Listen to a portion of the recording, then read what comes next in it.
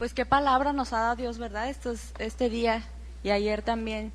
Algo que nos sorprende mucho a mi esposo y a mí, desde que Dios nos permite hacer estos eventos, es cómo Dios ha hablado siempre. Damos el tema, Dios nos regala el tema del Congreso, y cada predicador y cada conferencia siempre está bien ligada una con otra, ¿no? Y a veces pareciera que se habla de lo mismo, pero Dios siempre habla de una forma, de otra forma, en un aspecto, en otro, y al final concluimos en que es un curso intensivo para nosotros, ¿verdad? Dios quiere recalcar lo que espera de nosotros, y gracias a Dios por su palabra. Pero desgraciadamente no vemos esto en todos los lugares a donde Dios nos toca ir. En la actualidad hoy se ven todo tipo de cosas en los eventos cristianos para jóvenes. Y yo creo que no me dejarán mentir.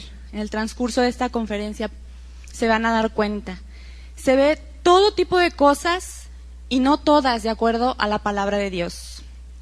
Pero algo de lo que estamos convencidos en este ministerio, en esta iglesia, es que lo único que nos va a dar el fundamento en nuestra vida es la palabra de Dios. Es lo que el hombre necesita para permanecer firme.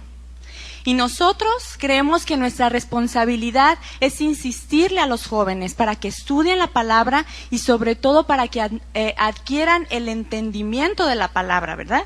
Porque nos podemos saber 1000 versículos, podemos saber lo que dice la Biblia, pero si no la hemos comprendido, qué es lo que Dios quiere de nosotros y cómo la debemos de vivir, pues va a ser como un poema que uno lee, pero no tiene ningún significado para nosotros, ¿verdad?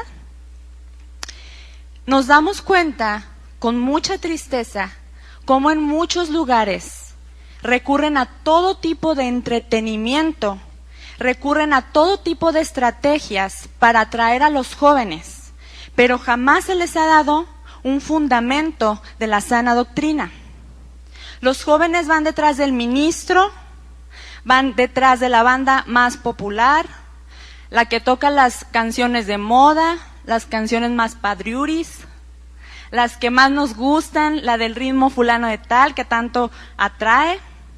Van también tras el motivador más carismático, aquel que dice las palabras y las frases de impacto más impresionantes. Pero en el tiempo de la prueba, como hemos visto a lo largo de estas conferencias, muchos jóvenes se desvían, muchos jóvenes ya no se encaminan en el camino de Dios porque su fundamento no estaba en la roca. ¿Quién es la roca? Jesús es nuestra roca. Y eso es algo que de verdad nos preocupa mucho. En mi propia experiencia desde que yo era una adolescente, o sea, hace 4 años porque tengo 18, siempre pues asistíamos a los eventos de jóvenes y para adolescentes, y que había un evento en tal lugar y ahí vamos todos porque siempre estás con esa hambre, ¿verdad?, de qué es lo que Dios va a hacer y en parte para hacer amigos, en parte para ver qué es lo nuevo, en parte para ver que Dios te habla, y ahí vamos todos, ¿no? Y siempre se nos aseguraba, ustedes son la generación de impacto para este mundo. ¿Cuántos han oído eso? Esta generación va a impactar el mundo y esta generación va a ser huella en el país, va a ser huella en el mundo entero, y te lo declaran, te lo establecen, te lo atan con todo lo que se encuentren. Y entonces ahí vamos los jóvenes todos emocionados y salíamos con unas expectativas. Sí, ay, pues algo va a suceder, Dios me dijo, ¿verdad? Dios nos dijo que éramos la generación de impacto para este mundo. Salimos con objetivos muy vagos acerca de lo que realmente Dios quería para nosotros. Pero eso no era en aquel tiempo, se sigue dando hoy en día. Con las emociones al tope, todos emocionados, y sí, y yo creo que se levantaban todos los jóvenes a orar a las 5 de la mañana saliendo del evento, ¿verdad? Y leyendo la Biblia todos los días. Pero pasa el tiempo y pues sí, Dios me dijo y Dios tiene un propósito para mí. Pasa una semana y pues Dios tiene un propósito. Pasa el mes y el propósito. Y pasan 2, medio año y pues yo me acuerdo que algo me habían enseñado, pero no me acuerdo qué era. Y se olvida y se esfuma, porque todo es espuma muchas veces. Algunos jóvenes, de esos que atiborran los eventos cristianos de jóvenes, no regresan más a la iglesia, ni a los caminos de Dios. Esto que se enseña, que no está fundado en la palabra de Dios, que no tiene consistencia, nunca nos va a llevar a una verdadera madurez de carácter. Porque nunca se nos han enseñado, se nos enseñaban ese tipo de eventos, los principios bíblicos y los rudimentos de la palabra que todo cristiano debe saber. Nada más te inflan con levadura, te inflan con espuma y sales bien padre, todo estuvo bien padre, conocí mucha gente, qué emoción. Y me acuerdo en algún campamento que los jóvenes decían, hoy es el último día y no me quiero regresar, porque voy a regresar a la triste realidad de mi vida. Y era una realidad. Nos daba tristeza oír que eso decían algunos amigos. Pero ¿por qué? Porque esa sensación de pérdida se va a acabar y voy a perder algo. Porque no tenían en claro con qué era lo que se iban, qué tenían en las manos para llevarse a su casa, ¿verdad? Porque todo era emoción, todo era padre, estás con cristianos, todos, como decía Chuy Olivares, traen la aureola aquí en la cabeza, todos se portan bien. Pero vas a casa y la triste realidad. ¿Por qué? Porque esa sensación de pérdida, porque no hay un fundamento, porque no sabes cuál es la herramienta que se te entregó para trabajar en tu vida, pero eso es lo que estamos tratando de hacer hoy, darte esas herramientas, ¿verdad? La palabra de Dios también es vital para el cristiano. Es vital tanto para el adulto y es vital para el joven, porque muchas veces se piensa, pues sí, al adulto se le dan sus estudios bíblicos, venimos a las clases dominicales, etcétera. Al joven no, el joven necesita pues divertirse, el joven necesita música padre que lo anime, el joven necesita otras cosas, el joven necesita comida chatarra espiritual, ¿no? Pues sí, el domingo venimos a la reunión y ahí les damos su palabra que a todos en general se les da, pero en la reunión de jóvenes les damos su gansito con su Pepsi. Le damos sus papitas para que ahí le haga como que come, pero están jóvenes, no importa. Ellos no, eso es lo que necesitan ahorita. ¿Realmente eso es lo que creemos? La palabra de Dios es vital para todo cristiano. Y es el único verdadero alimento para el alma, lo único que nos va a dar crecimiento, lo único que nos va a hacer crecer a la medida que Dios quiere que crezcamos. Cuando un joven se alimenta de comida chatarra, ¿cuál va a ser su resultado? Un joven desnutrido espiritualmente, ¿verdad? Pero peor aún, un joven que ha crecido deforme, o un joven que tiene una muerte espiritual. Eso es lo más devastador.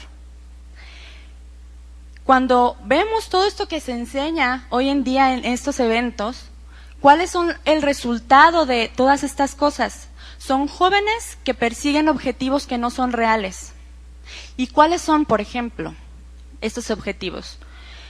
Una carrera profesional prominente. Si es que yo tengo que ser el mejor de mi ciudad, en mi ramo, ¿no? Yo estudié tal cosa y mi objetivo más grande es alcanzar a ser el número 1 o alcanzar a tener ese empleo que yo tanto quiero y que tan bien remunerado está o que me va a dar estatus.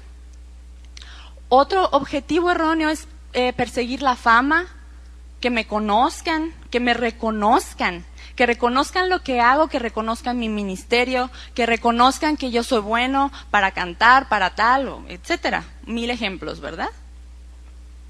¿Cuál es otro objetivo? Grabar un disco. Yo me acuerdo cuando estaba chica y hablaban mucho sobre los sueños que debes de tener. Y esto se ha repetido a lo largo de estas conferencias, hemos hablado de esto. Tú tienes que soñar alto, ¿verdad? Y entonces tú eres músico, ¿y cuál es tu objetivo? Grabar un disco. Y hasta palabra nos daban, tú vas a grabar discos y vas a ser muy famoso. Ay, Señor, me vas a usar. Y estamos con ese objetivo de grabar un disco porque eso es la manera en que Dios me va a usar. También viajar mucho, porque te llevaré a las naciones. Y todos los 500 jóvenes que habían en el evento, todos están pensando que van a viajar a las naciones. Todos ya llegan a su casa y hacen las maletas porque Dios me dijo que me va a mandar a las naciones. Y así sales pensando, ¿verdad? o conseguir un buen empleo, o bueno, mil ejemplos pueden ocurrírsenos. El resultado de todo esto son jóvenes inmaduros, con un carácter que no está sometido a Dios, porque no se les enseñó qué cosas son en las que tienen que poner orden. Hombres y mujeres que van tras sus propias pasiones en el nombre de Dios, pero que no tienen orden. Yo soy ejemplo de todas esas cosas que se nos enseñaba en muchos lugares. Y de veras les digo, grabar un disco no es el cumplimiento de todas las promesas que supuestamente Dios te da. Grabas el disco, se vende mucho o no se vende nada y nomás lo tiene tu abuelita, tu mamá y tu vecino y los va a estar regalando, y entonces en vez de venderlo mejor ya pagas para, toma, te doy 100 pesos, agárralo, llévatelo. ¿Y qué? O sea, se vende mucho, se vende poco, ¿qué diferencia hizo en tu carácter? ¿Te hizo mejor cristiano? El que reconozcan tu ministerio y que digan qué ungida está esta mujer o este joven, o wow, qué impresionante cómo Dios lo usa. ¿Y eso qué? ¿Te hace ser mejor para el Señor? Al contrario, puede ser que eso sea más dañino, porque lo que hay en nuestro corazón, las motivaciones, como nos hablaba el pastor, nos están ahí haciendo mella, ¿verdad? Dios no nos ha llamado a atraer jóvenes por medio de estrategias. Vamos a ver Apocalipsis 22. Versículo 17. ¿Qué es lo que Dios nos dice acerca de esto? Y este mensaje es para ti, joven, que estás aquí, para ti, joven, que estás oyendo, pero este mensaje también es para ti, líder de jóvenes, que estás aquí o que estás oyendo también. Apocalipsis 22, 17. Dice, y el espíritu y la esposa dicen, ven.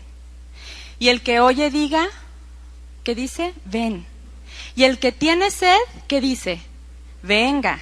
Y el que quiera, tome el agua de la vida gratuitamente. Entonces, ¿qué tenemos que hacer como ministros o como líderes de jóvenes? ¿Recurrir a estrategias infinitas para atraer jóvenes? ¿Qué dice este versículo? El que tiene sed y el que quiera, tome, ¿verdad? Joven, esta pregunta te lanzo a ti. ¿Qué es lo que tu alma anhela? ¿En dónde tienes tus deseos o tus anhelos? ¿Tienes sed de oír a la mejor banda cristiana que hay? Pues ve a un concierto, mejor. ¿Tienes sed de que te motiven? Pues ve a cursos de superación personal, al cabo hay muchos. ¿Tienes sed de conocer gente? Pues únete a un club social. Pero no te diría una red social, porque esas amistades son muy superficiales, ¿verdad? Hay que ver si realmente se conocen. ¿Tienes sed de que alguien te escuche y te comprenda? Pues ve al psicólogo. Busca en la sección amarilla, psicólogo, ve. ¿Tienes hambre y sed de Dios y de su palabra? Ven a la iglesia, porque a la iglesia se viene a eso. A la iglesia se vienen a oír los principios bíblicos, los principios de vida que Dios nos quiere dar. Esta es una iglesia y nosotros somos ministros y este es un ministerio. Y aquí se predica la palabra de Dios y a eso venimos todos. Un grupo de jóvenes cristianos no debe ser un club social, ni un lugar en donde se asiste para conocer gente. Ese es un plus que te da, ¿verdad? Dice que somos benditos por convivir unos con otros en armonía. Ese es un bono que Dios nos da. Venimos a tener comunión con Él, Dios nos enseña y de paso convivimos con otros y conocemos amigos y hermanos y hacemos nuestras amistades aquí. Pero no venimos a eso, venimos a escuchar la palabra de Dios. Tampoco en este lugar se va a entretener a los jóvenes para quitarles las ganas de estar afuera, dándoles alternativas para que se queden adentro. Pues mira, mejor les pasamos la de Chicken Little en la pantalla y pues que se vengan ahí a estar, pues es sano, ¿qué importa? Pues, pero es una iglesia. Aquí venimos a enseñar, aquí venimos a dar principios, aquí venimos a edificar. Si no, mejor vete afuera y haz otras cosas. Pero en un ministerio de jóvenes, la regla y lo que Dios nos demanda es enseñar la palabra de Dios. Ahora, el equilibrio aquí, ¿dónde viene? Los pastores y líderes somos los responsables de enseñar la sana doctrina, Pero el joven mismo, o sea, tú que estás ahí sentado, eres el responsable de tu propio crecimiento espiritual. ¿Cómo vas a crecer? Pues alimentándote de lo que debes alimentarte, ¿verdad? De la palabra de Dios, de la sana doctrina, pero una sana doctrina que es impartida por el ministerio, según Efesios 4:11. Vamos a leerlo, Efesios 4:11. La palabra de Dios debe ser impartida por la gente que Dios ordenó para ser impartida. ¿Por qué? Porque Dios trae esa revelación. Somos gente que nos dedicamos a estudiar la palabra para darle una correcta interpretación y enseñarla así a los jóvenes. Muchas veces se oye ministros que se paran a hablar 2 horas o 1 hora o lo que sea, un versículo leen en todo el sermón, entre comillas, pero el versículo no tiene nada que ver con lo que están hablando, porque ellos están hablando sabiduría humana y acomodan el versículo lo que ellos quieren decir para distorsionarlo. Eso no es estar hablando la sana doctrina. Efesios 4:11 dice: y él mismo constituyó a unos apóstoles, a otros profetas, a otros evangelistas, a otros pastores y maestros, ¿a fin de qué? De perfeccionar a los santos para la obra del ministerio, para la edificación del cuerpo de Cristo, hasta que todos lleguemos a la unidad de la fe y del conocimiento del Hijo de Dios, a un varón perfecto, a la medida de la estatura de la plenitud de Cristo, para que ya no seamos niños fluctuantes, llevados por doquiera de todo viento de doctrina, por estratagema de hombres que para engañar emplean con astucia las artimañas del error. A esto es lo que nos estamos refiriendo. Estas artimañas son las doctrinas carnales que no vienen ni provienen de la palabra de Dios. El versículo 15 dice: sino que siguiendo la verdad en amor, crezcamos en todo en aquel que es la cabeza, esto es Cristo. Cristo nuestra cabeza, Cristo nuestra roca, ¿verdad? La única manera en que el joven va a madurar en su carácter y en su entendimiento es según la voluntad de Dios por medio de su palabra. Atesora esto, porque es muy importante. Si tú lo aprendes ahorita, vas a ver los frutos, los resultados inmediatamente, porque vas a empezar a aplicar lo que Dios quiere de tu vida como debe ser y no estar persiguiendo falsos objetivos que Dios nunca nos llamó a perseguir realmente. Vamos a ver nuestro versículo base de este evento, que es Lucas 6, versículo 47.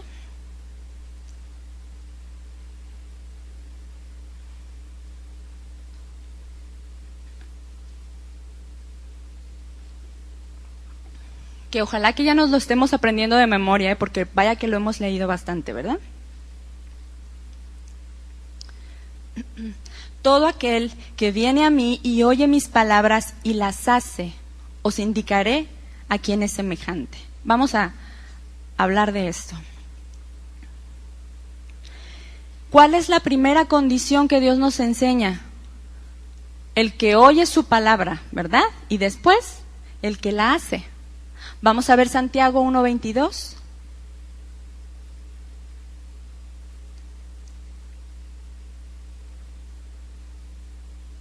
Santiago 1:22. ¿Ya lo tienen? ¿Ya casi? Dice: pero sed hacedores de la palabra y no tan solamente oidores, engañándoos a vosotros mismos. Porque si alguno es oidor de la palabra, pero no hacedor de ella, este es semejante al hombre que considera en un espejo su rostro natural. Porque él se considera a sí mismo y se va y luego olvida cómo era. Mas el que mira atentamente en la perfecta ley, la ley de libertad, y persevera en ella, no siendo oidor olvidadizo, sino hacedor de la palabra, este será bienaventurado en lo que hace. Está muy interesante este ejemplo que pone. Dice, aquel que se mira en un espejo, pero después se olvida de cómo es. ¿No les ha pasado que van en una calle y pasan por un espejo que no saben que está ahí? O bueno, que no les ha pasado a ustedes, que le haya pasado a cualquiera. Va caminando y luego de repente ve y dice, ay, qué guapo muchacho, soy yo. Ay, es que se me olvida cómo soy. O al contrario, vas y luego, ay, qué feos zapatos, son los míos. No me acordaba que me los había puesto, se me olvidó cómo era. y me vi pensando que era otra persona y vi como si fuera alguien diferente porque se me olvidó cómo soy. Así nos pasa con la palabra. Oímos, Dios te da la instrucción y la escuchas, pero te vas y ya se te olvidó qué es lo que te habían dicho. Ahí está el ejemplo tan claro. El que oye mis palabras y el que las hace. Dice en el versículo 25, al final dice, no siendo oidor olvidadizo, sino hacedor de la palabra, este será bienaventurado. ¿Qué es bienaventurado? Alguien bienaventurado es alguien que es supremamente bendecido, alguien afortunado, según el significado del original. Alguien bien librado, alguien dichoso, alguien glorioso. Entonces podemos deducir que aquel que obedece la palabra de Dios y alinea su vida a los mandamientos que Dios nos da, toma decisiones de acuerdo a lo que Dios establece y entonces cosecha los frutos de esas decisiones, ¿verdad? Y su alma es bienaventurada. Esto es lo que nos enseña Proverbios 1, versículo 1. Este pasaje nos enseña todas las riquezas, vamos a verlo, las riquezas que Dios nos da por medio de su palabra. Proverbios 1, versículo 1.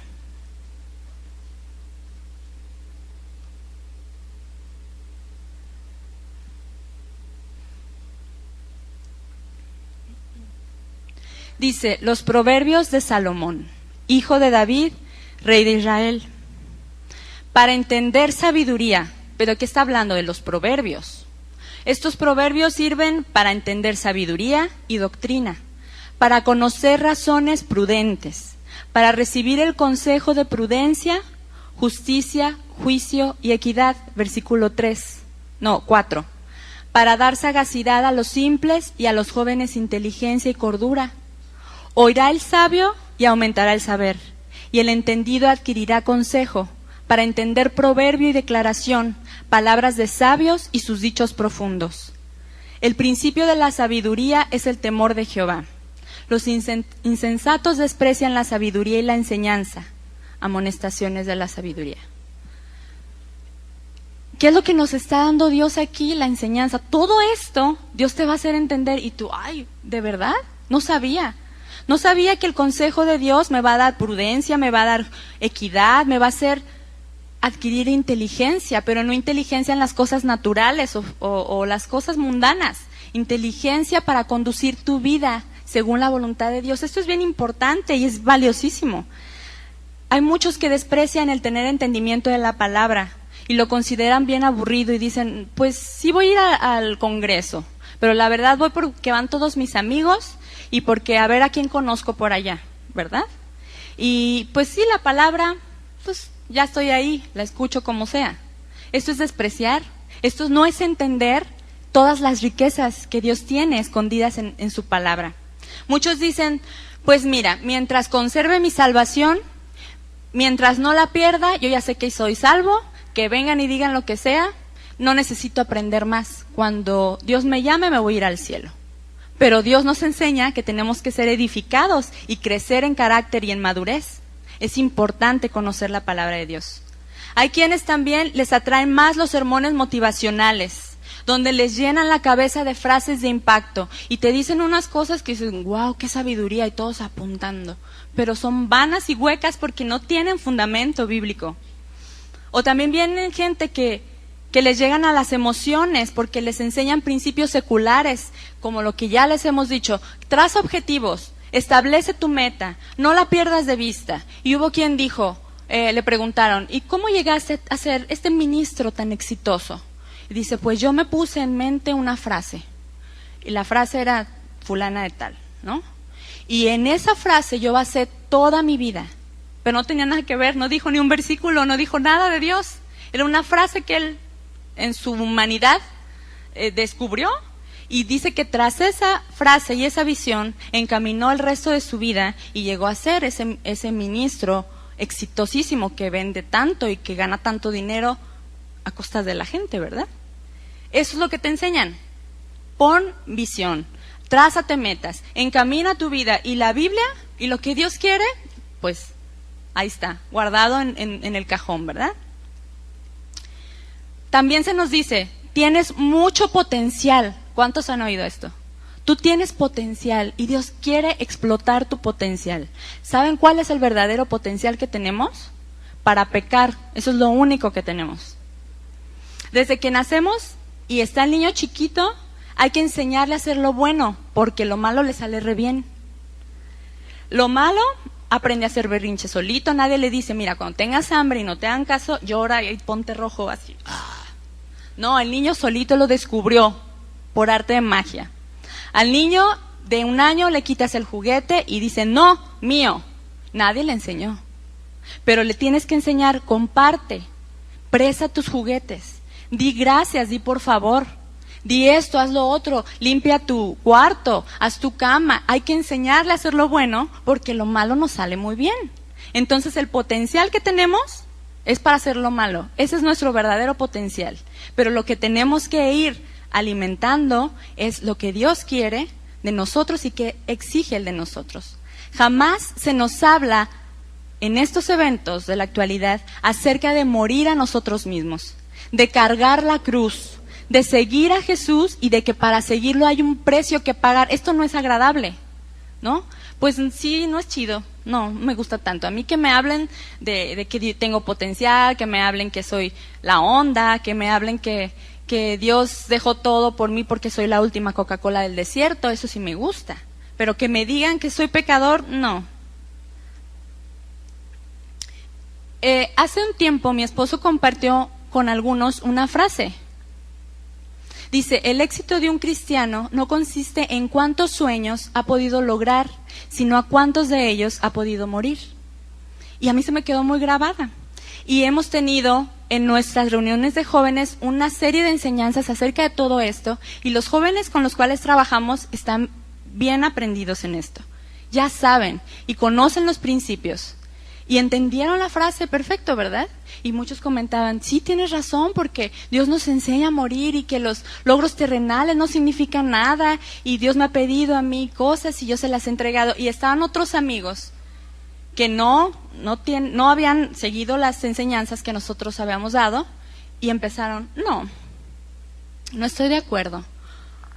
Si tenemos que morir a todos los sueños, entonces tengo que morir al sueño de estar con Él por siempre. Pues no estamos refiriéndonos a eso, estamos refiriéndonos a sueños carnales, todo lo que Chuy, el pastor, nos enseñó hoy en la mañana, ¿verdad? Entonces, si Dios quiere que yo muera todos mis logros, ya no voy a estudiar, porque Dios me abrió la puerta para estudiar mucho, para trabajar mucho, para hacer... No, es que no es ese desbalance. Estamos hablando de cuando estos sueños son tu prioridad, y de cuando estas motivaciones para alcanzarlos son erróneas. No estamos queriendo formar cristianos que se sienten en su hamaca y se rasquen la panza todo el día, para que les caiga el alimento y les caiga todo en la mano. Estamos hablando de jóvenes que necesitamos que se esfuercen, que tienen que ser diligentes, pero que su prioridad sea Cristo y no las cosas terrenales. Eso es lo que estamos tratando. Estos principios no te los enseñan, pero nosotros tenemos la responsabilidad de enseñarlos. ¿Cómo creen que se sostiene un ministerio? Pues por los ingresos económicos de la gente. Si tú no estudias, no trabajas, no te superas, ¿cómo va a caminar la obra también? Hay que pensar en sentido práctico. ¿Cómo creen que se hicieron estas camisetas que estamos vendiendo afuera? ¿Cómo creen que se hicieron esas mantas ahí que son carísimas? Que se compró lo de la tiendita con los recursos de los jóvenes de la reunión que vienen los domingos, que muchos Dios los ha bendecido, han sido diligentes, estudiaron, trabajaron, algunos con empleos muy bien remunerados, y ellos dan de lo que tienen, de sus recursos, de su tiempo, también de su dinero, y siembran en la obra. Entonces el equilibrio aquí está, ¿verdad? Nada de lo terrenal tiene que tener un lugar en tu corazón, pero tampoco debemos ser negligentes.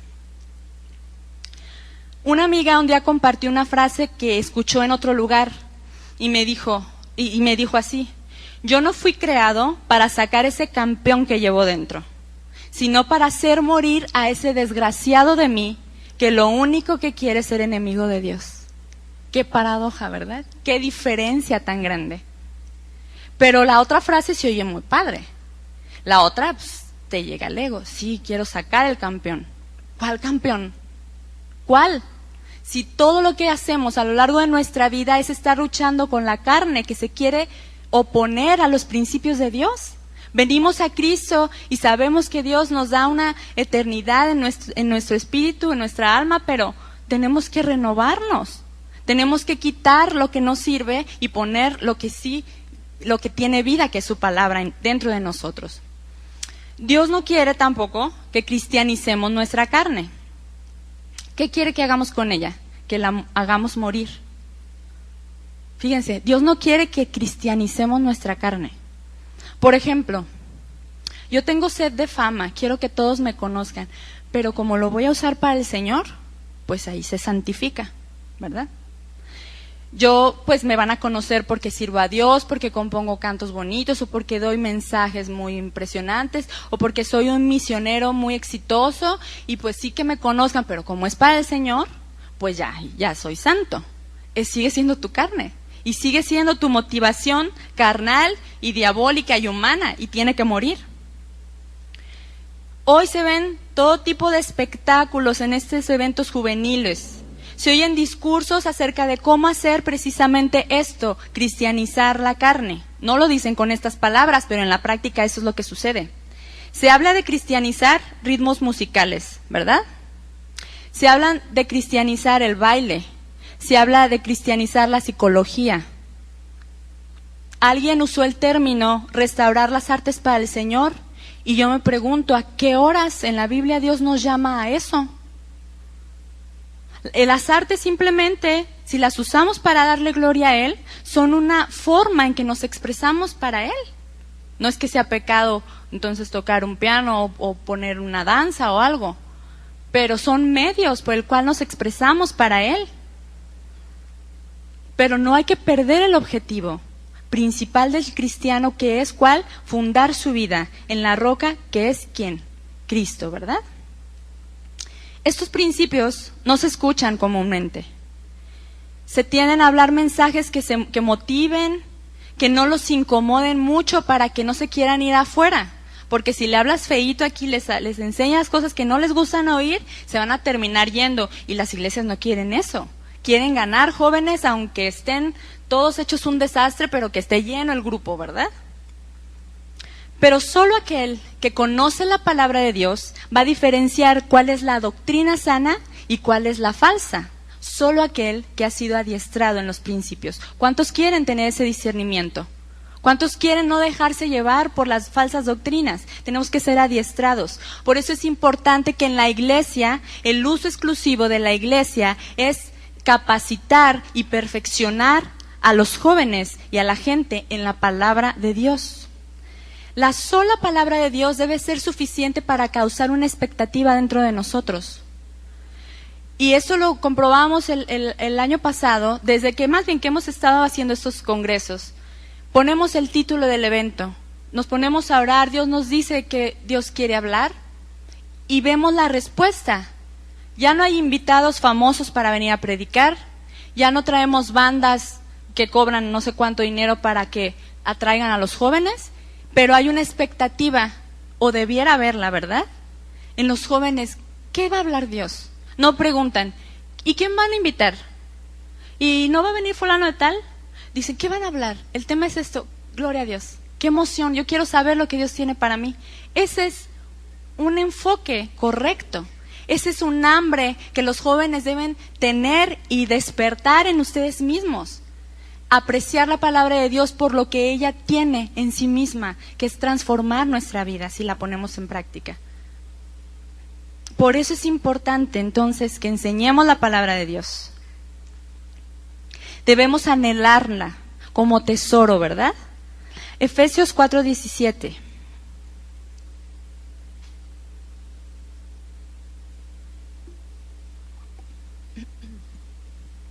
En este versículo se nos está enseñando lo que la falsa enseñanza provoca en los que no andan rectamente delante de Dios. Efesios 4, versículo 17.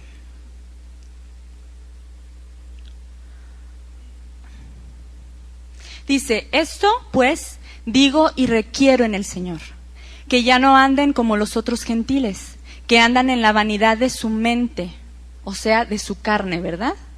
Teniendo el entendimiento entenebrecido, ajenos de la vida de Dios por la ignorancia que en ellos hay, por la dureza de su corazón, los cuales, después que perdieron toda sensibilidad, se entregaron a la lascivia para cometer con avidez toda clase de impurezas, mas vosotros no habéis aprendido así de Cristo.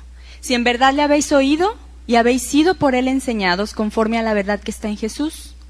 En cuanto a la en la pasada manera de vivir, despojaos del viejo hombre que está viciado conforme a los deseos engañosos, y renovaos en el espíritu de vuestra mente, y vestíos del nuevo hombre creado según Dios en la justicia y santidad de la verdad.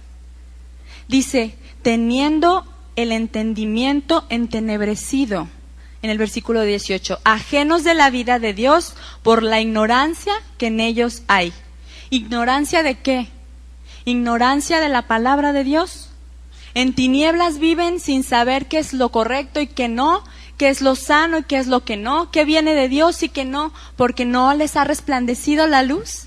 No han dejado que Dios instruya su vida, ¿verdad? Romanos 12:2.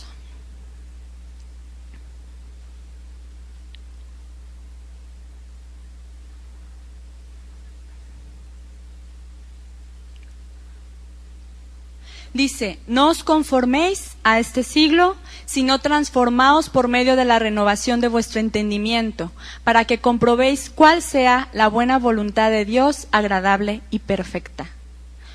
Dice, transformaos. ¿Quién nos va a transformar? ¿Una varita mágica? Nos va a transformar la palabra de Dios, pero solo si la aplicamos en nuestra vida, ¿verdad? Dice que comprobéis, para que comprobéis cuál sea la buena voluntad de Dios, agradable y perfecta. Solo una mente renovada por la palabra de Dios va a saber distinguir cuál es la voluntad de Dios. Si tú dices, yo no sé, me confundo muy fácil, y a veces tengo que estar preguntando siempre, ay, ¿será de Dios? ¿Será de Dios esto? ¿Haré tal cosa? No sé. Pues no has desarrollado tu discernimiento, porque no estás siendo alimentado por la palabra de Dios. Si tú te instruyes, si tú vives la palabra de Dios, vas a ir aprendiendo de este discernimiento que Dios quiere que tengas. Si el joven, te quiero lanzar una pregunta primero. ¿En qué estás tú fundamentando tu vida? A lo largo de estas conferencias, yo creo que ya tienes una idea de qué te falta, qué has hecho hasta ahora, ¿verdad? En los momentos difíciles, de prueba, de dificultad, de tentaciones, lo único que nos va a sostener es la palabra de Dios hecha vida en nosotros. Si el joven se alimenta de pasar buenos ratos con sus amigos, aunque estos sean cristianos, si es lo único que haces, si tu tiempo lo gastas nada más yéndote a tal lugar, al cine, a comer, a tal, y mis amigos son cristianos, sí, pero ¿eso es lo que estás fundamentando tu vida? Es arena, no es sólido. Si solamente fundas tu vida o te alimentas de mensajes donde te enseñan a perseguir tus objetivos, mundanos, carnales o propios, simplemente, si en eso te estás alimentando, o te estás alimentando de música, aunque esta sea cristiana, fíjense por qué les digo esto, porque hay gente que no lee la Biblia, no se toma tiempo para poner un disco de una enseñanza de la palabra, sino que todo el día están oyendo música. Eso es muy bueno, te pone a adorar a Dios, pero no puedes alimentarte nada más de eso. Tienes que ser instruido para llegar al perfeccionamiento que Dios quiere que tú llegues. Por sí sola, esta música no es alimento, es necesario conocer los fundamentos bíblicos. Si tú te alimentas de una carrera exitosa, si tú te alimentas de la televisión, si tú te alimentas de perseguir un título universitario o 2 o 3, si te alimentas de las redes sociales, si te alimentas de leer libros, aunque estos sean cristianos, y no te estás alimentando de la palabra de Dios, no vas a tener fuerza suficiente para salir adelante en tu vida, y tu casa no está fundada sobre la roca, sino sobre la arena. ¿Cuántos jóvenes conocemos que un tiempo asistieron a la iglesia, verdad? ¿Cuántos conocen? Podremos contar, yo creo, muchos que a lo largo de nuestra vida que conocimos al Señor, empezaron con nosotros y ya no están. ¿Por qué? Y muchos estaban fervientes y todo porque no se alimentaron, no fundamentaron su vida en la roca que es Cristo. Alguien dijo por ahí, no sé quién haya escuchado de ustedes, un ministro que se para y dice un chiste antes de empezar su reunión. Pero no es que esté contando un sermón muy profundo y de pronto ejemplifique algo con una anécdota. No, se para y dice un chiste de que la abuelita, del perrito, de cualquier cosa. Seguramente el chiste de ese ministro le va a dar alimento a su congregación, ¿verdad? Cuando vengan las pruebas se van a acordar del chiste de la abuelita. Ah, pero mi pastor me enseñó. Ese es su fundamento, imagínense. Este lugar debe ser guardado celosamente. Estamos aquí para ministrar la palabra de Dios. En los eventos de jóvenes estos también se ven todo tipo de cosas, excepto la enseñanza profunda. Se ven conciertos, se ven coreografías, se ven luces, se ven videos multimedia, se oyen frases, se oyen palabras, etcétera, etcétera. Y nos prometen, fíjense, que serán la generación que dejará huella en el mundo, lo que les decía. Que Dios te necesita a ti para hacer un cambio. ¿Te necesita a ti? Te pregunto, ¿tú crees que Dios te necesite a ti? ¿Tú crees que Dios no se basta a sí mismo para hacer lo que Él tiene que hacer? Y yo te quiero decir, Dios no llama generaciones, Dios llama individuos. Dios te llama a ti, a que obedezcas, a que tú hagas decisiones concretas en tu vida, dejes las cosas que Dios te pide a ti, son diferentes a las que le pide a Él y a ella. Cada quien tiene que buscar en lo secreto al Señor y alimentarse. Pues no vas a decir, pues Dios me dijo que esta generación va a ser usada por Dios y que yo aquí estoy, que Dios me use. Y tu vida un desastre y no has puesto orden, no te sometes, no obedeces. Dios te está llamando a ti como individuo, no llama a un grupo de personas, llama a individuos. Vicky, la semana pasada tuvimos el Congreso de Mujeres y Vicky dijo un principio muy importante. La base de nuestro cristianismo es la muerte de Jesús. Pero hoy en día no se habla de eso en las iglesias. Hoy en día no se les enseña eso a los jóvenes. En una ocasión fuimos a ministrar mi esposo y yo a una iglesia, no era en esta ciudad. Y cuando llegamos eran gente muy amable, era gente muy amena, nos trataron de muy buena manera, muy lindos todos. Pero antes de empezar la reunión, nos íbamos a dirigir la alabanza y nos dice la pastora, les voy a pedir y hacer unas indicaciones. Aquí pues estamos tratando de manejar la iglesia de forma empresarial, ¿no? Vienen hombres de negocios y gente que tienen sus empresas. Nosotros fue hace varios años y apenas estamos como que tratando de discernir todo esto y tratando de aprender. Dice, así que les voy a pedir que no digan las siguientes palabras, porque queremos mantener ese estatus empresarial. No digan hermano o hermana. No digan aleluya, no digan gloria a Dios, no digan sangre de Cristo y no nos digan pastores y pastor y pastora, somos directores. Y nosotros sí, ajá. Y cuando dirigimos la alabanza lo hicimos como siempre lo hacemos. Pero nos sorprendimos mucho y llegamos a platicarle a nuestro pastor en aquella ocasión. ¿Dios estableció directores? ¿Qué vimos en un capítulo que leímos? Dios estableció pastores, maestros, evangelistas. Dios no dijo directores y directoras de empresas. Dios no llamó tampoco a hombres de negocios, ni a ejecutivos. Dios conformó un ministerio que está especializado en predicar la palabra de Dios y llamarle a las cosas como tienen que ser llamadas, como la Biblia nos enseña. La realidad es que no se les está dando a los jóvenes las herramientas correctas para su vida cristiana. No se enseña cómo dejar de ser carnales. No se les enseña cuál es su lucha verdadera. Nomás te dicen, tú eres soldado de Cristo. ¡Eh! Y vamos a salir y a pelear. ¡Eh! Y se visten de soldados y traen muchos accesorios y los soldados y generación de impacto, ¿verdad? Y es el ejército de Dios y si les preguntas, pues sí, y ¿contra quién luchas? El enemigo, Satanás, sí. ¿Pero saben contra quién? Contra mi enemigo, el que se quiere oponer a la voluntad de Dios todos los días, desde que abrimos los ojos en la mañana. Y que te levantas de mal humor y ya echas ajos y cebollas y te habla tu mamá, hijo, levántate. Ese enemigo. Es que estoy de malas. Cuando yo me levanto así, amanezco. No me hablen, no, mejor cambia. Mejor alíneate a la palabra de Dios, mejor daré fruto. Desde que amanece. Entonces estás de malas porque te acaban de despertar, estás de malas porque no has desayunado, estás de malas porque tienes hambre en la tarde, estás de malas porque ya en la tarde ya estás cansado, y estás de malas a las 8 de la noche porque ya te está llegando tu hora de sueño. Entonces todo el día estás de malas. Esa es la carne, que se quiere oponer a hacer la voluntad de Dios. Ese es el enemigo. Esa es la lucha que tenemos real. Lucas 6, versículo 48, nuestro pasaje base.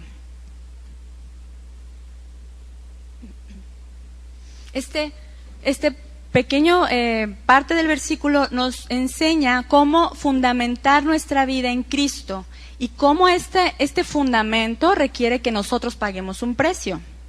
Dice en la primera parte del versículo 48, semejante es al hombre que al edificar una casa cavó y ahondó y puso el fundamento sobre la roca. Ya hemos escuchado en estas conferencias acerca de cavar, ¿verdad? Lo que significa, y se nos han dado enfoques. Este ejercicio de cavar implica un trabajo físico, ¿verdad? No dices con el poder de la mente, voy a cavar un hoyo y se cava solo. Alguien tiene que hacerlo. Asimismo, el que Cristo sea nuestro fundamento requiere un esfuerzo. Número 1, de morir a nosotros mismos y hacer que Jesús sea nuestro Señor en todo en nuestra vida. Número 2, cargar la cruz cada día, alinearnos a su palabra para llegar a tener la mente de Cristo. Lucas 9:23.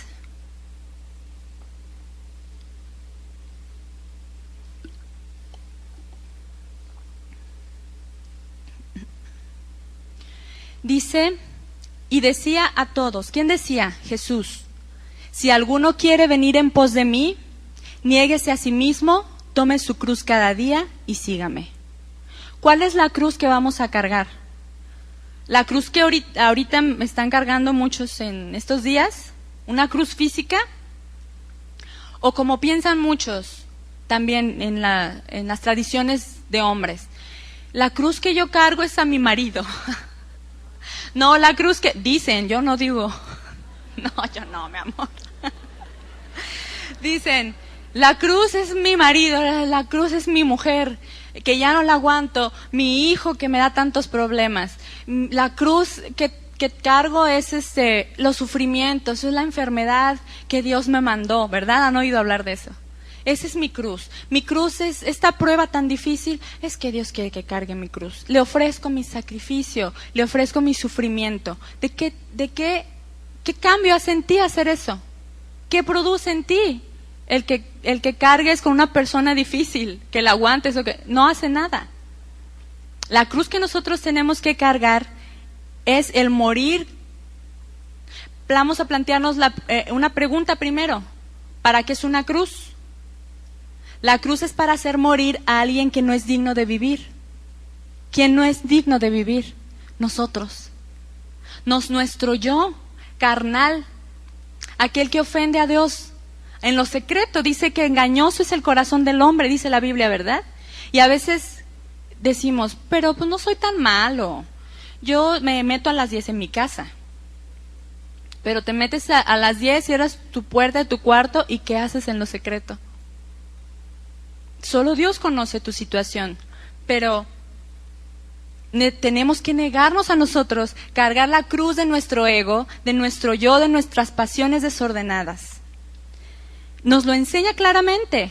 Este versículo 23 dice que negarse a sí mismo es tomar la cruz cada día. Así es como te vas a negar tú. Colosenses 3:5 nos está hablando de eso también. Colosenses 3:5.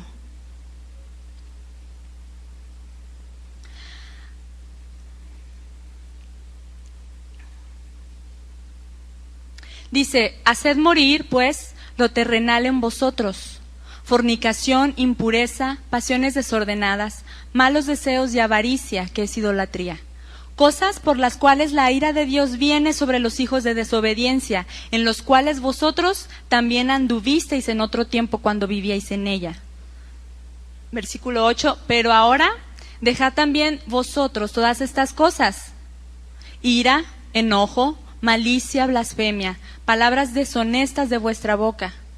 No mintáis los unos a los otros, habiéndoos despojado del viejo hombre con sus hechos, y revestido del nuevo, el cual, conforme a la imagen del que lo creó, se va renovando hasta el conocimiento pleno. Tenemos que llegar hasta ese conocimiento de Dios, pero no solo de aprendernos los versículos de memoria, sino de comprenderlos, de saber qué es lo que Dios específicamente te está pidiendo a ti, los principios bíblicos de la doctrina.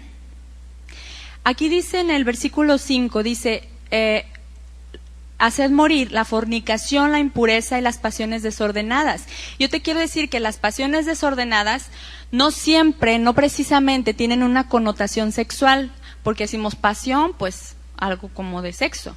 No, aquella pasión desordenada es aquello que no obedece los lineamientos de Dios, sea la envidia, que nadie la ve pero que está ahí, sea la avaricia, sea la codicia, el egoísmo, la depresión a la que te entregas. No te es fácil entregar tu vida, tu mente, tu corazón a Cristo, pero sí te es fácil entregarte a la depresión y pasas semanas enteras deprimido. Eso es la pasión desordenada, la mentira, el orgullo. Es todo aquello que anhelamos que no está en el orden de Dios. Entonces aquí yo creo que entramos más de lo que pensamos, ¿verdad? ¿Cuántos nos podemos identificar? Sí, yo sé que hay algo que no está en orden en mi vida. A veces en lo secreto yo anhelo esto. En lo secreto yo me deprimo mucho, en lo secreto me enojo y no lo exteriorizo, pero siempre estoy molesto. ¿Cuántas cosas podríamos ejemplificar? Esta labor, muchachos, es diaria. Hay que cavar el hoyo, siempre, ¿verdad? Diariamente. Hay que estar cimentando nuestra vida en la roca que es Cristo. No se puede pensar que como morí un poquito ayer, ayer ya me porté un poquito bien, un poquito. Entonces hoy puedo descansar, porque ya ayer hice un trabajito chiquito o muy grande. Ayer ya me porté bien, ayer me sacrifiqué en esto, hoy puedo descansar. No, es diario, todos los días, morir un poco más a nosotros mismos. Cavar, esta palabra, en el diccionario de la lengua española, significa levantar y mover tierra con la azada, es un instrumento, o el azadón. Entonces, para colocar un cimiento es necesario remover la tierra, ¿verdad? Sacarla de su lugar con una herramienta. En nuestra vida cristiana es lo mismo. Para poder cimentar nuestra vida hay que sacar. ¿Qué vamos a sacar? Nuestra voluntad, nuestro ego, nuestros deseos pasionales, nuestros anhelos carnales. Dos cuerpos no pueden ocupar el mismo espacio. Entonces, en nuestra vida no puede existir al mismo tiempo la voluntad de Dios y la voluntad de nosotros. No puedo hacer así como hacerle un campito y Dios le va a hacer hazte para allá y se mete la voluntad de Dios y están conviviendo juntas. No puede, porque se contraponen. No puedes hacer una sin dejar de hacer la otra.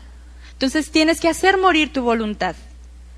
Para que Jesús sea el cimiento de nuestra vida, debemos de sacar nuestra voluntad con un instrumento que es la palabra de Dios. No pueden haber dos cimientos tampoco.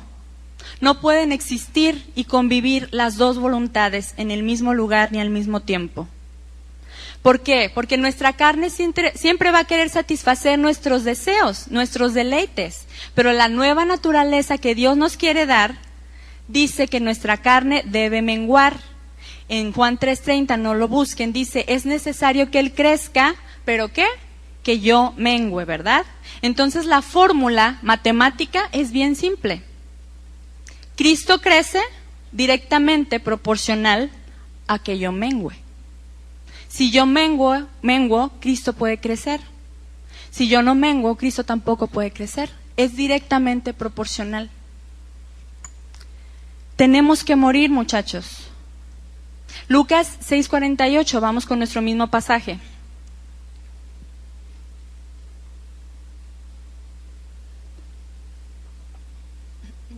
Dice, cuando vino una inundación, el río dio con ímpetu contra aquella casa, pero no la pudo mover porque estaba fundada sobre la roca.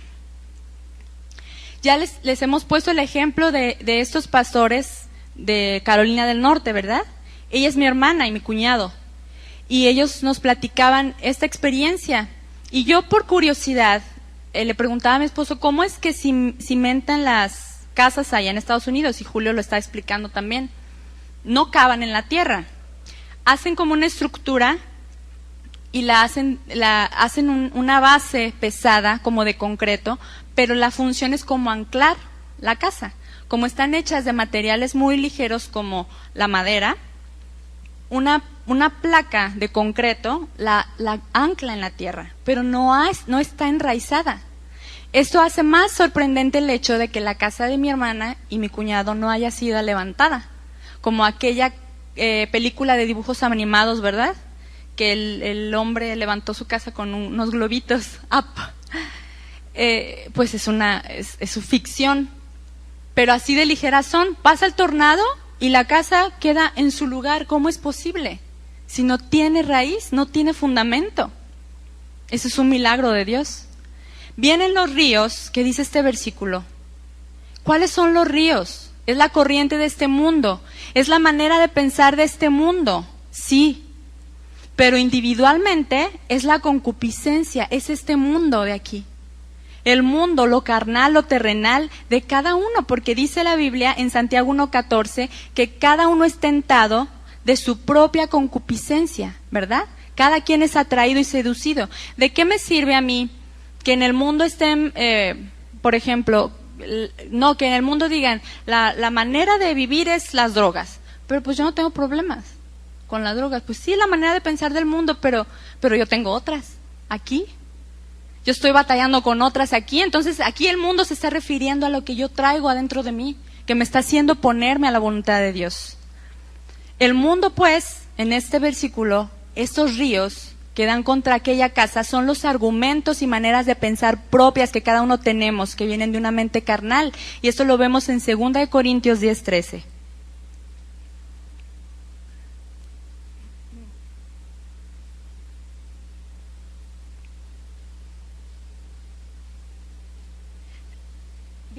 Perdón, sí. 2 Corintios 10:3. Dice, porque aunque andemos en la carne, no militamos según la carne.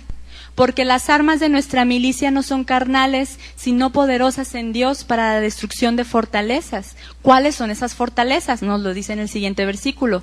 Derribando argumentos y toda altivez que se levanta contra el conocimiento de Dios y llevando cautivo todo pensamiento a la obediencia a Cristo. Esta es nuestra lucha. Para esto somos soldados, hermanos míos. No para vestirnos de soldados y gritar, y vamos a hacer que las murallas caigan y vamos a dar vueltas a la ciudad. ¿Pero qué se tiene que caer? ¿Qué murallas estamos combatiendo? Estas, los argumentos, los pensamientos que se contraponen a la voluntad de Dios. En toda nuestra vida van a haber luchas, pero estas luchas se libran aquí en nuestra mente, en nuestra carne. Vienen y golpean nuestra casa, que es nuestra vida espiritual, ¿verdad? Vienen haciéndonos o inclinándonos a renegar de Dios, a retroceder en nuestra vida cristiana, a dejar de asistir a la iglesia, a dejar de alimentarnos de la palabra de Dios. Vienen a querer que le ofendamos a Él, que nos desviemos del camino, que le demos rienda suelta a nuestras pasiones desordenadas, a nuestros deseos, etcétera, etcétera.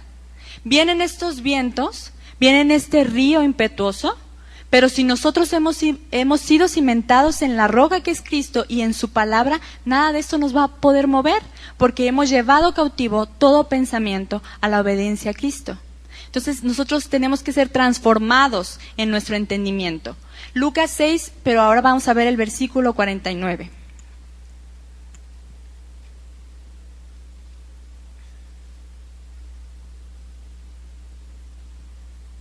Dice, mas el que oyó y no hizo, semejante es al hombre que edificó su casa sobre la tierra, sin fundamento, contra la cual el río dio con ímpetu y luego cayó, y fue grande la ruina de aquella casa. Nosotros como ministros aquí tenemos la responsabilidad de que los jóvenes oigan la palabra de Dios, que su vida sea edificada o darles las herramientas para que su vida sea edificada. Pero si lo que ellos escuchan de nosotros como ministros no es la palabra de Dios, ¿cómo van a fundamentar su vida? Tienen que escuchar la sana doctrina. Pero aquí está la responsabilidad de ti, joven. ¿Qué es lo que Dios te pide a ti? Una vez que tú has escuchado, que tú has sido expuesto a la palabra, tú mismo eres responsable de actuar conforme a esta palabra. Si no lo obedeces, en el mejor de los casos, vas a ser un cristiano pigmeo, ¿no? Que nunca creció. Un cristiano incapaz de dar los frutos que Dios pide de él. Un cristiano que no es maduro, que está trastabillando siempre por la vida, no sabe cuál es su objetivo, se cae pero se vuelve a levantar, nada más para volverse a caer y a volverse a levantar, y así está, y nunca ves un proceso, un crecimiento real. Pero la consecuencia más triste de no atender a la palabra de Dios es que nuestra carne nos lleve a vivir en una ruina, como dice este versículo 49, una ruina espiritual permanente con frustración y derrota. Y lo más triste, nunca poder llegar a crecer hacia la medida que Dios estableció, que es el carácter de Jesús. Oigamos y hagamos la palabra de Dios. Este es un reto, ¿verdad? Aquí se les ha dado mucha información, pero si ustedes se van a su casa y olvidan, como aquel que olvida su reflejo en el espejo, no va a servir de nada. Les dimos las herramientas para que ustedes puedan cimentar su vida y trabajar en ella. Edifiquemos nuestra vida en Cristo, moramos a nosotros mismos, obedezcamos su palabra, pues la recompensa es grande, nuestra casa estará firme. Vamos a pedir al Señor, vamos a ponernos de pie y vamos a clamar a Él para que nos dé ese discernimiento, nos dé ese entendimiento de su palabra y lo que Él quiere de nosotros. Señor, levanta tus manos, dile, alumbra nuestro entendimiento para crecer a tu medida, para llegar a comprender estos misterios de tu palabra que van a enriquecerme, que me van a hacer de ser un joven simple, a ser un joven con cordura, a ser prudente, a actuar en sabiduría, a tomar buenas decisiones, a hacer luz en medio de la oscuridad. Toda esa plenitud que tú me quieres dar, Señor, yo la quiero vivir, pero sé ahora que mi fundamento debe ser tú primeramente, Señor. Gracias por lo que tú has hablado, Señor. Tú eres lo que anhelamos, tú eres lo que necesitamos. Tú eres como el aire, Señor. Te necesitamos a ti. Queremos fundar nuestra vida en ti, Señor. ¿A quién iremos si solo tu palabra, Señor, nos da vida eterna? ¿A quién iré, Señor? Si solo tú tienes palabras de vida. ¿A quién iré, Señor?